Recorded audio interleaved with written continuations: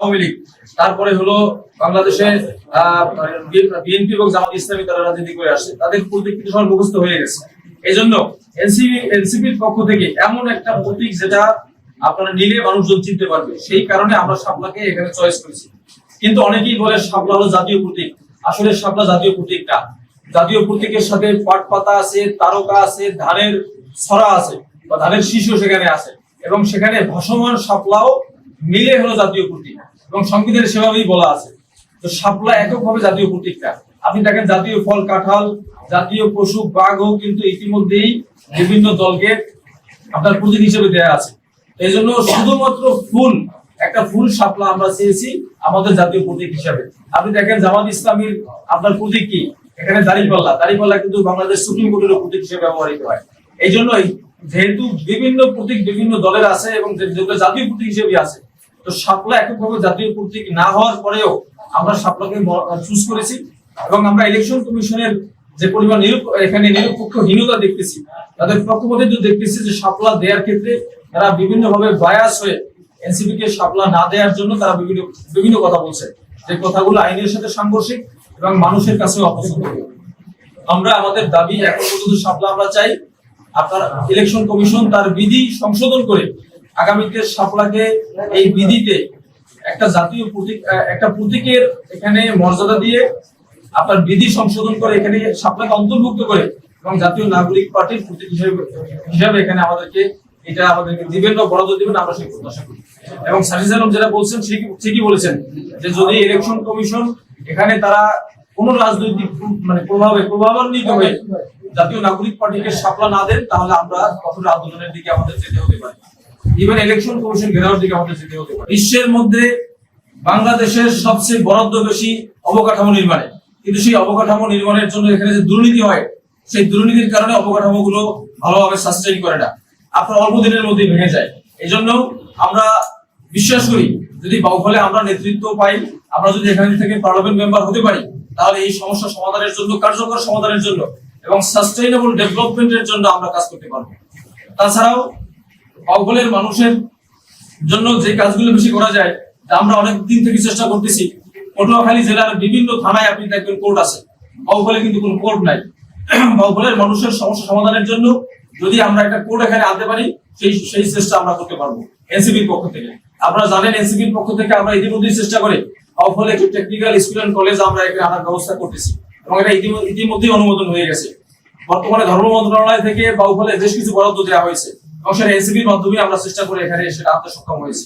তাছাড়াও আপনি দেখবেন বাউফলের হাসপাতাল নিয়ে আমরা চেষ্টা করছি, এবং অচিরেই শীঘ্রই বাউফল হাসপাতালে কমপক্ষে 4 থেকে 5 জন ডাক্তার এখানে আসবেন, এবং এই হাসপাতালে বিভিন্ন ধরনের কার্যক্রম পরিচালনার জন্য ঢাকা থেকে বা মন্ত্রণালয় থেকে বিভিন্ন ধরনের মেশিনারি যেখানে বরাদ্দ দেওয়ার আমরা এখানে কার্যক্রম শুরু করছি, এবং আশা করি সেটা বরাদ্দ হয়ে যাবে। এই জন্য আমরা বাউফলের মানুষের উন্নয়নের জন্য কোথায় কাজ করলে, কি করলে এই মানুষের সামগ্রিক উন্নয়ন হবে, সেটা এনসিপির পক্ষ থেকে, জাতীয় নাগরিক পার্টির পক্ষ থেকে আমরা চেষ্টা করে যাচ্ছি।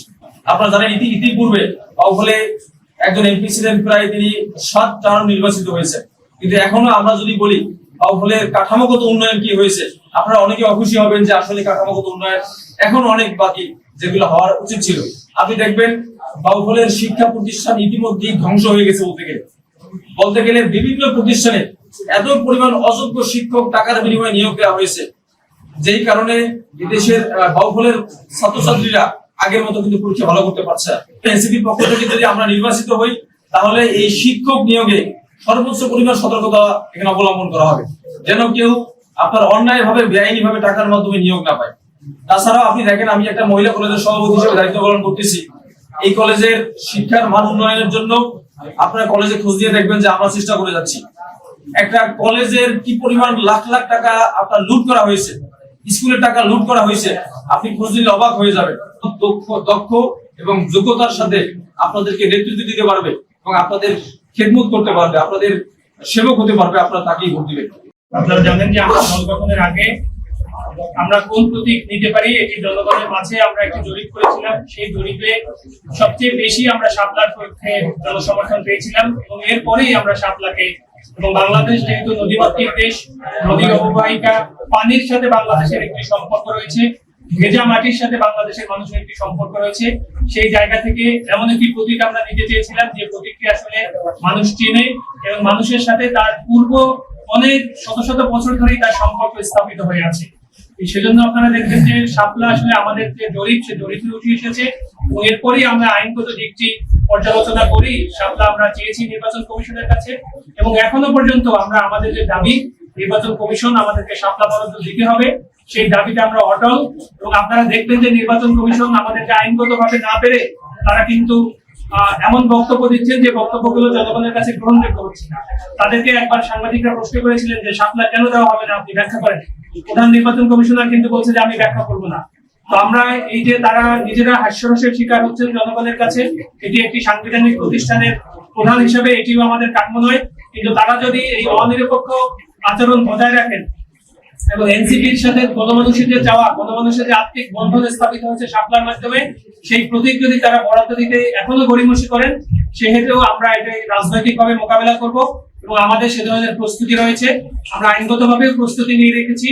ইনশাআল্লাহ আমরা শাপলা প্রতীক পাবো। আপনাদের ভালোবাসাই আসলে শাপলা প্রতীক নির্বাচন কমিশন আমাদেরকে দিতে বাধ্য হবে। এখানে অন্য কোনো জোরাজুরি মনে হয় দরকার হবে না।